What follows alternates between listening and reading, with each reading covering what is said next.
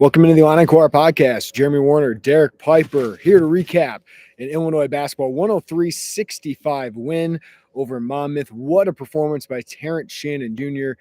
Felt bad for Monmouth. He's too big, too fast, too strong. He goes off for 30 points, 20 in the first half, 9 of 14 shooting. Another great performance off the bench. Jade Neps, 21 points. Dane Danger, 15 points. But Derek, I'll be honest with you, I don't know how much we learned tonight because Monmouth was not a very good opponent. But I think we're seeing an Illinois team that's starting to gel. Offensively, I thought they moved the ball incredibly well. Got off to a great start, 8-0 before the first couple minutes. We're going to break down our thoughts on Terrence Shannon Jr., how good he can be. Sky Clark and Jade Neps having really good games, last couple games. And then some performances that weren't so great. And of course, we'll preview a big weekend because we're heading to Vegas to cover two big games for Illinois basketball. But overall thought about Monmouth win here.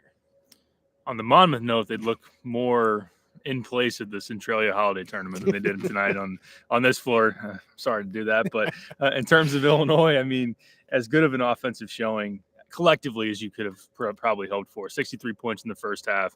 The way the ball was moving, the fact you had so many assists, so many different guys were making that extra pass, and you hit 14 threes. We talked about in a couple of these post-game shows not having the three-point numbers that you would have expected for Terrence to hit 4, for Jaden Epps to hit 5. That was really good to see. And Dane just showed up once again. We'll talk about Terrence. Terrence is a dude. Yeah, let's just go right into it. This guy is so big, so strong, so fast. We were just talking before we came on here. I think he's the best guard in the Big Ten. Like some of these freshmen coming in can be really good, but we kind of looked at trying to do the all Big Ten teams before the season. It's hard to find guards. Like people are putting Jalen Pickett first team. He's off to a great start, but Terrence Shannon looks like an NBA wing. Calvin Booth, the Nuggets GM, was here for the first half tonight, and Shannon looked like by far the best NBA prospect on the court tonight because Coleman Hawkins wasn't all that good. But man, just how he gets downhill, how he can get to the free throw line, how he impacts every level of the game, every way of the game. Defensively, he's such a pest and gets into passing lanes. He's a good rebounder. But what I'm most struck by about Terrence Shannon, Derek, is I kind of thought of him as a 3-and-D guy at Texas Tech. Now he's got to play better opponents, and that's what I can't wait for this weekend. But the way Illinois is using him in ball screens and how he's creating and distributing tonight, I thought he was great finding people and then just getting downhill and attacking and getting the free throw line and all of that. Like he's a more dynamic playmaker than I think he ever showed at Texas Tech. Yeah, he definitely is. I mean, what's not to like right now in terms of what he brings to the table at both ends of the floor? He's a really good defender in transition. We knew he was a problem. He's one of the most explosive guards out there. And when he gets downhill, I mean, his physicality, his explosiveness, and now we're seeing – I didn't know he was this fast. Yeah. Like end to end, I asked Brad Underwood tonight, who's faster, him or I would assume. Brad gave the political correct answer and said, they're both equally as fast. Didn't want to make either one of those mad. But to put him in that category, we know Io end to end was one of the best that we've seen here.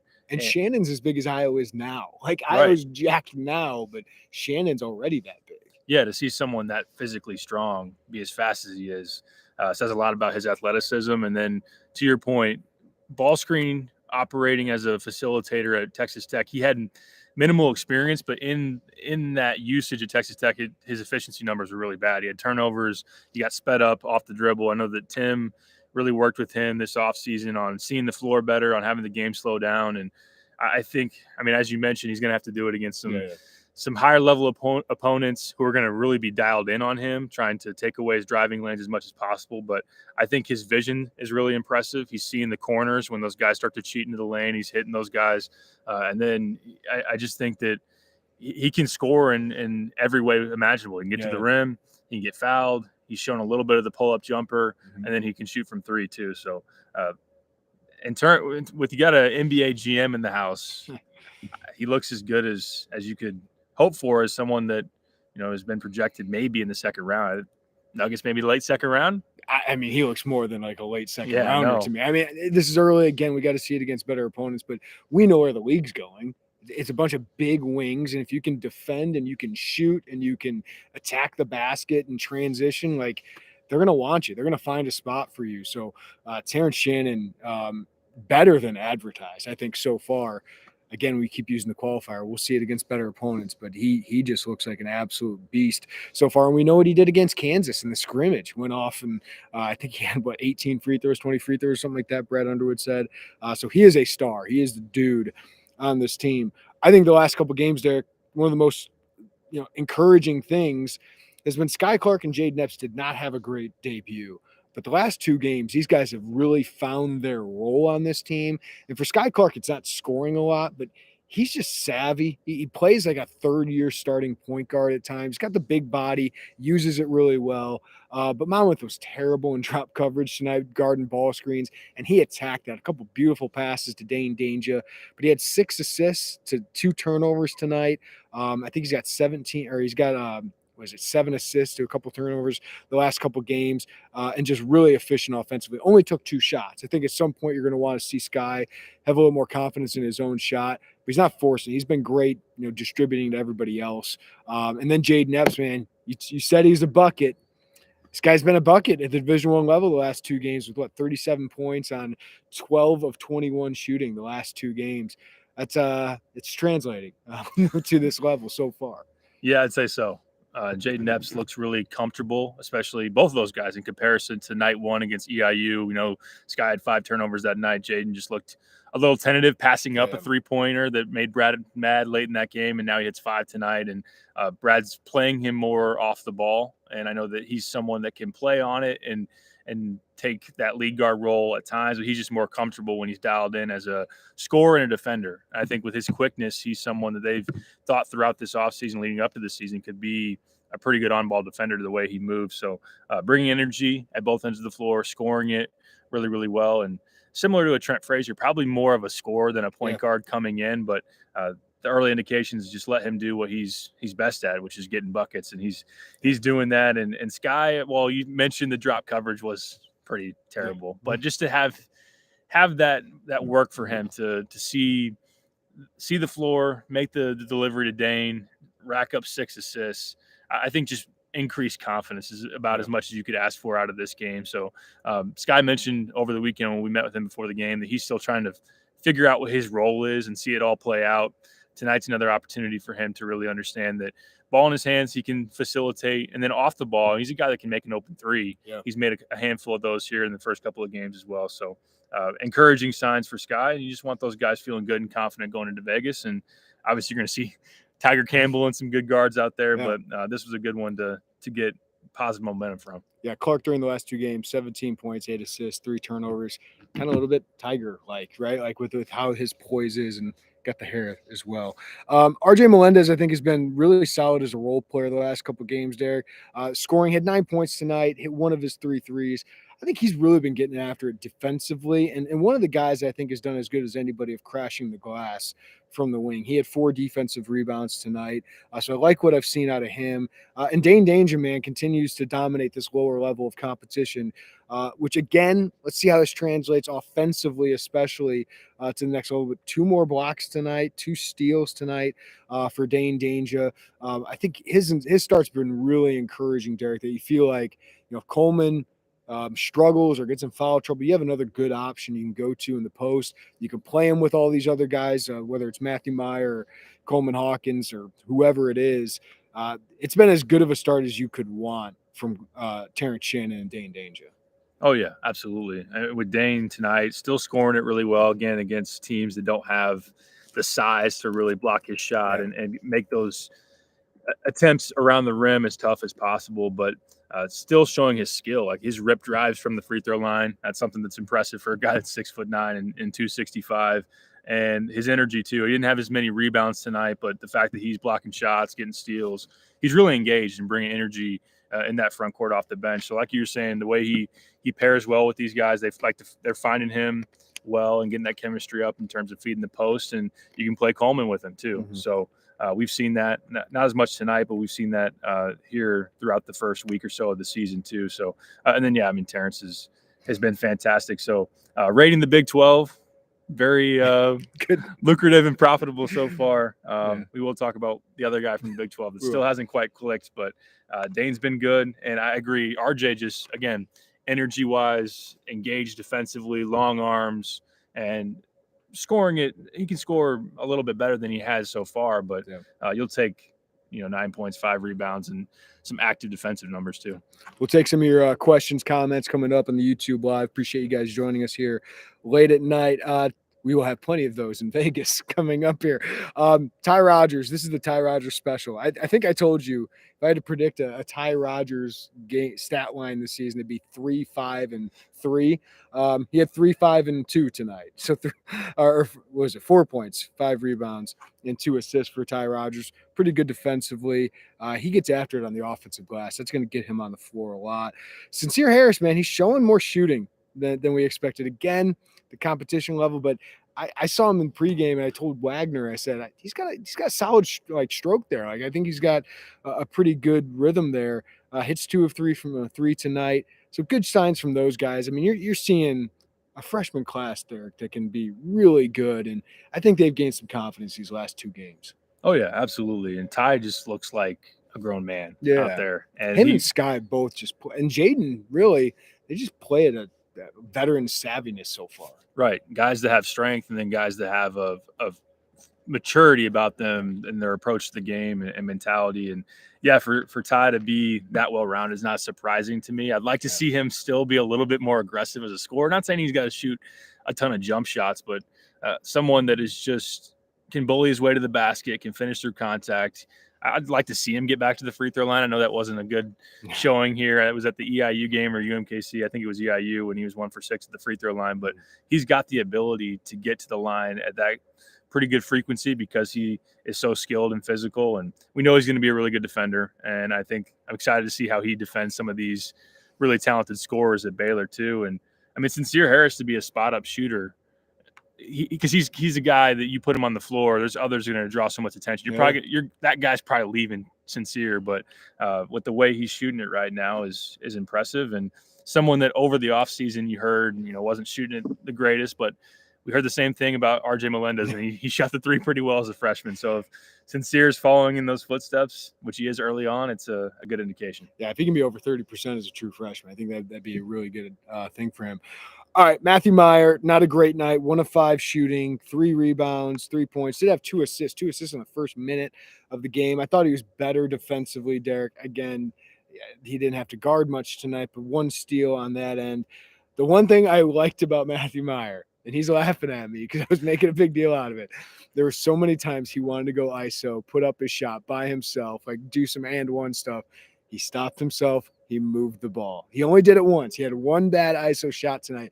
Otherwise, he was moving the ball. I thought he got good looks offensively, took good shots. Other than that 1, but he just only made 1 of them.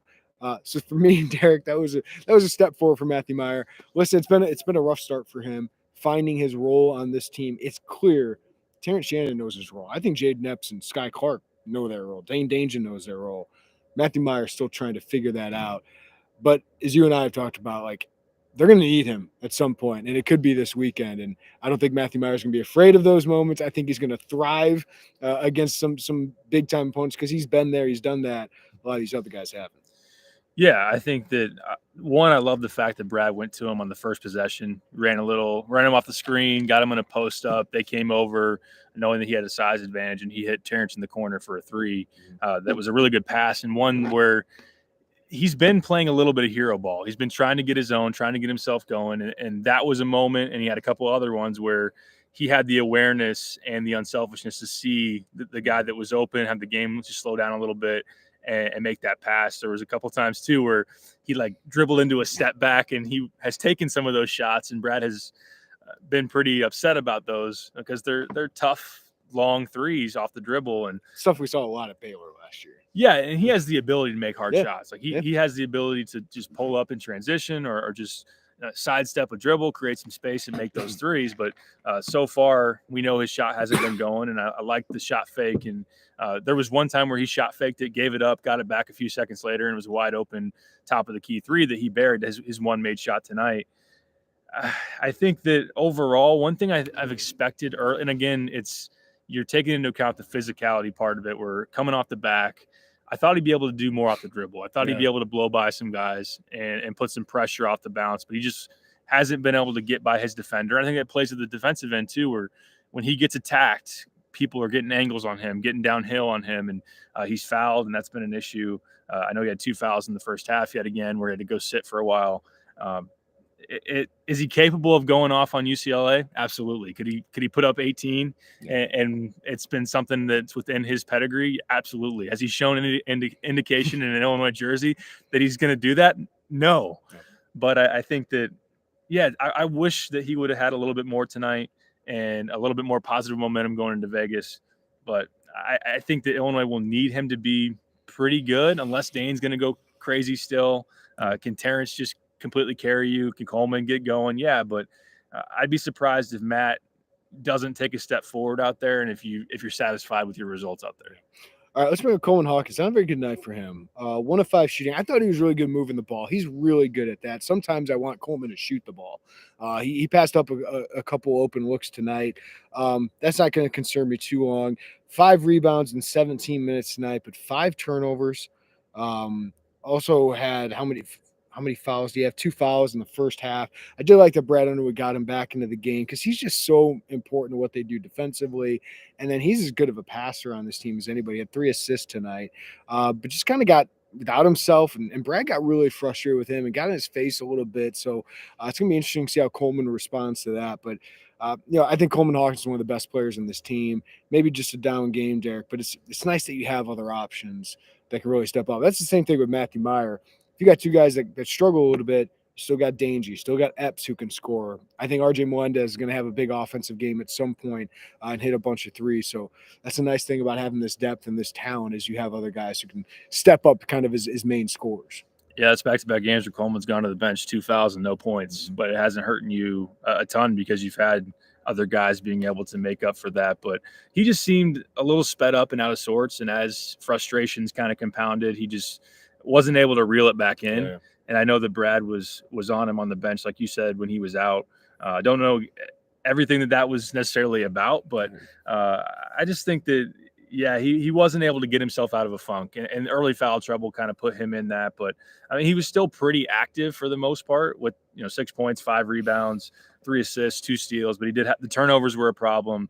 And he just kind of, he turned down some looks and just kind of played off kilter. And we've seen Coleman play a lot better. I think he will, but that was one. I know that the first thought in my head, you have an NBA GM in here tonight, and he's your highest graded draft pick, at least, or projected at least right now. And that was a night he would like to make up for. Yeah, I don't disagree with you. All right, can I make up a new term?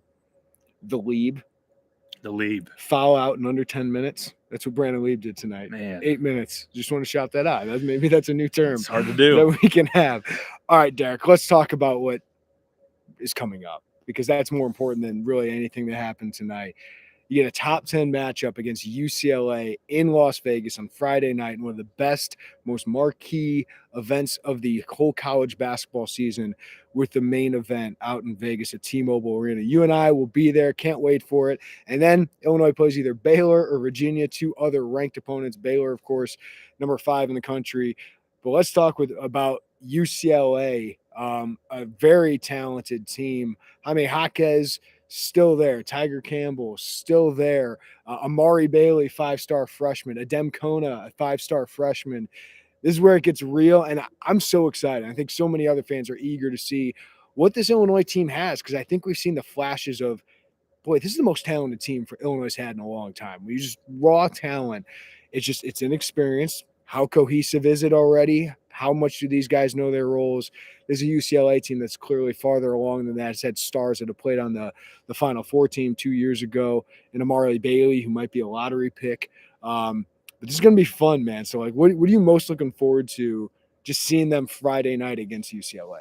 Terrence Shannon against Jaime Jaquez. High-level, All-American in the conversation type of players. I know that the Almanac by Field of 68 had Jaime Jaquez as a first-team All-American going into the year, and Terrence is a first-team All-League type of guy in the Big Ten. And, I mean, based on what he's shown right now, he's going to be at least in the conversation. I mean, Brad mentioned tonight that Terrence can be as accomplished as Iowa was as a player here. We know what Iowa was able to do, but that's a big-time matchup. And I think on paper, Illinois has about as much talent as UCLA does. You just have more cohesiveness with UCLA. There's some older guys when you throw in Tiger Campbell's made like 100 starts for UCLA at point guard versus what Illinois has at point guard with the inexperienced, albeit some very good talent. You throw in Jaquez. Jalen Clark is now an upperclassman, projected as one of the breakout candidates in the Pac-12. A really good two-way guy. Kind of reminds me, he's a little bit like a junior version of Ty Rodgers. And then you mentioned him with Bailey and the big man. Those are two McDonald's All-Americans. So they're uber talented. Can Illinois with, I mean, Shannon, Meyer, Coleman Hawkins, RJ, and then their freshmen, what they're doing, I think Illinois on paper looks as good as that, but can they be consistent enough with their offensive execution? They're going to get really tested defensively with their switching and just the threats that UCLA is going to pose. But it's going to be high-level basketball, and just I think that Illinois will need some of these guys to step up in a game for freshmen that they haven't seen, and for someone like Meyer that's not had it going yet. There's potential for it to go wrong for Illinois, but there's also, if it clicks, that they can definitely knock off a top 10 team too. That's what's so exciting about this, right? Like, we don't know, the variance of this team feels so big that I can see them losing double digits to UCLA. I can also see them beating UCLA. I can see them beating any team that goes out there and plays. I mean, Baylor's really freaking good with one of the best freshmen in the country in Keontae George, but Illinois' got talent, man, and they can really disrupt people defensively. We've seen the full court pressure. I think that's what, they can do things defensively to UCLA that not a lot of teams that UCLA is going to play this year can do. And what really can help you once you get to the NCAA tournament, Derek, offensively, I'm really interested to see how they do taking care of the ball.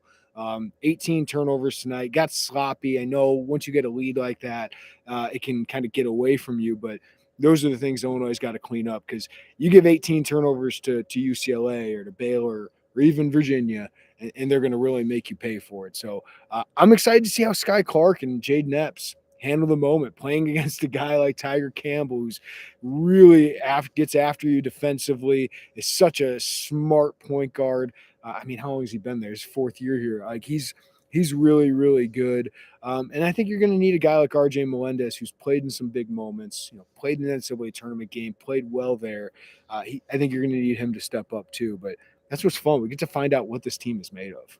Oh, yeah. I mean, it's about time to put this team to the test. And that's what you want, is to see if you're in the realm of a top 10 caliber team, and to get a chance to get for two games where Virginia's in that top 15 type of range, and Baylor, as we know, is a top 5 team, and they're off and running. I know they haven't really played anybody, but they're bombing away from three, and they're hitting the offensive glass as well as Scott Drew teams usually do. They're tough. They're versatile. But I think that in terms of like Baylor or just UCLA with their athleticism, for Illinois to have comparable length athleticism now versus years past, like on the perimeter, or we really go 1 through 5, I think that Illinois will have to, while their offense will still probably be up and down, if their defense can be as good as it can be and be imposing and switch effectively, and if they're dialed in at that end, then I think they can hang and give some teams some problems, just as Baylor did to Illinois a handful of years ago too. So and I can't rule out Virginia either. Now, when they put 90 on Monmouth, I was like, oh boy, 90 on Monmouth. Well, Illinois dropped 103, and apparently scoring on Monmouth isn't too hard. So, but they brought everybody back, and then got Vanderplas from Ohio, who we're familiar with. Isaac McNeely's a really talented freshman coming in. So Virginia's a deep team. They play really good defense, and they got some shooters too. My only concern, if you're an Illinois fan, is these early tests have not gone very well under Brad Underwood. You think back to last year. Now, Kofi Coburn was out, but the Marquette game was really bad. Cincinnati was even worse in the biggest tournament, and then Arizona. What a phenomenal game that was, and obviously not a bad loss, but missed opportunity. Baylor a couple years ago, you lose by 13. Duke, he came back and won that game. Arizona 2 years ago when you went out there, right? Like, some of these haven't gone very well. So I'm just really interested to see how this team, a new team, kind of gets really ready for this. And Derek, this won't determine the season, but this would be huge for your resume. It only helps your resume playing these kind of opponents. But if you can get 1 or 2 of these games, clearly this would be, if they come out of this winning it, we're talking about this team completely differently. They're a top 10 team, maybe Big Ten favorite coming out of this event. If they go 1-1, they might rise in the rankings next week because it's a big win.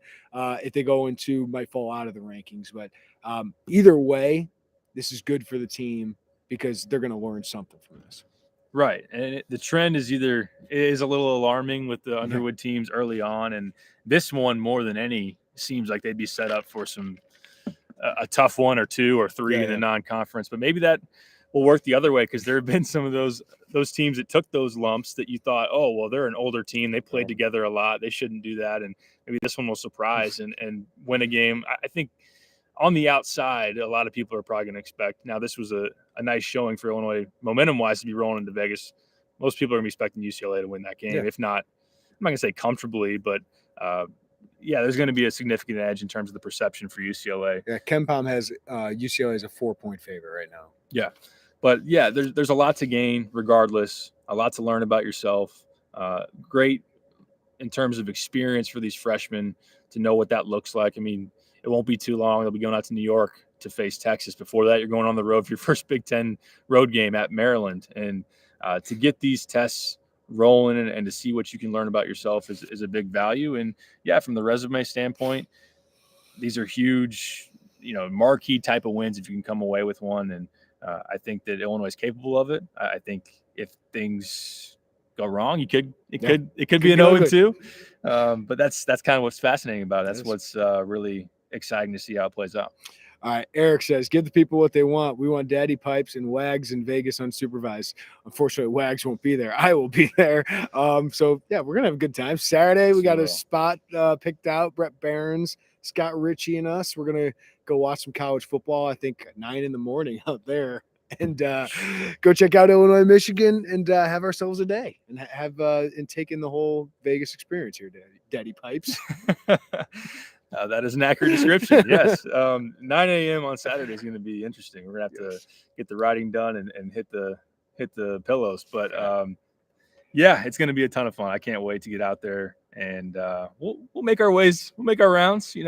Have some beers. Yeah, shout us out if you see us. Stop by, say hi. I don't know if we're going to give out where we're going to be on Saturday, but we're going to have a good time. Coy said needs to be a Matt Meyer conversation, and we see a lot of people have talked about why is Matt Meyer starting. I don't think that needs to change yet. Like, Dane Danger has been great off the bench. Jaden Epps and Ty Rogers has been really great off the bench. At some point, you might need to make that move for Matt, maybe to see the game differently, all of that. Listen, I get it. He's not playing well. Guys off the bench are playing well. Let's talk about that after Vegas, probably, is where I'm at.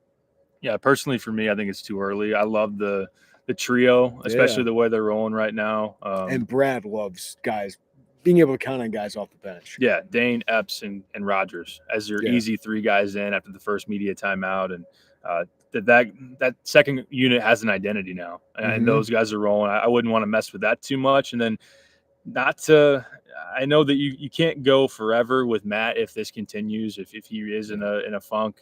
And maybe sometimes we've seen guys get plugged, out of the starting lineup, come off the bench. It's a new look for them, motivating factor for them that they can get some things going. But I don't know. That'd be great for his confidence right now to do that early. And I'd do it against a team that's a real test too. And I know that's something they're kind of waiting to see if Matt's going to really turn it on when that happens. I know it's kind of frustrating what's happened so far, but again, it's a guy that missed a significant chunk of time over the offseason, and I wouldn't push that button quite yet. I had somebody say no elite big men that they're going up against during the out-of-conference play. And I'm just, there's some talented ones. UCLA, obviously, with their 5-star freshmen.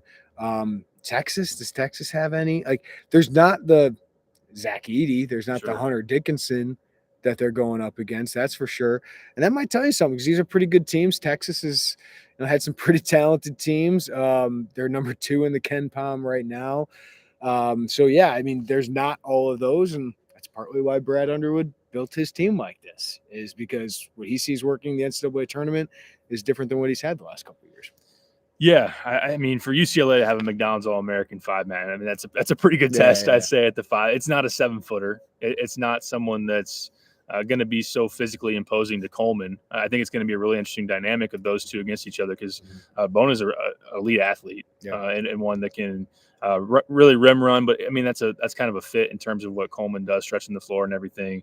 But you'd hope that Coleman's experience and also trying to pull him away from the basket will make him uncomfortable. Texas would have a big man if Trey Mitchell could stay anywhere for a couple months at a time without transfer again. He's now at West Virginia. Shout out to him and his dad with the nice suits.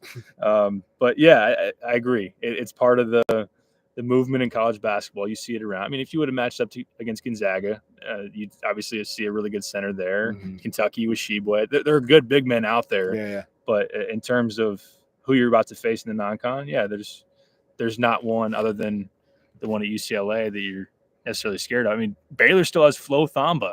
He's still there. Who doesn't do a whole lot statistically. Did he take an official visit here? Yeah, he did. Thamba. Mac Etienne at UCLA. Yeah, some familiar names. Familiar names. We'll get to see those guys out in Vegas. It's going to be a great event. I'm hoping Illinois plays Baylor second game. That'd be another fantastic thing to see. But I want to go see Keontae George in person, whether it's the night we cover the same game, the same place. Like I'm really interested to see all these talented teams. That's going to do it for us tonight here on the Illini Inquirer podcast. Thanks for checking us out on the YouTube live. Give us a like on that video, share it, and give us a follow wherever you get your podcast. Give us a rating, review. We appreciate when you guys do that.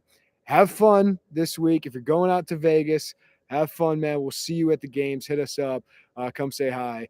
But everybody take care of each other. Have a great night. We'll talk to you next time right here on the Illini Inquirer podcast.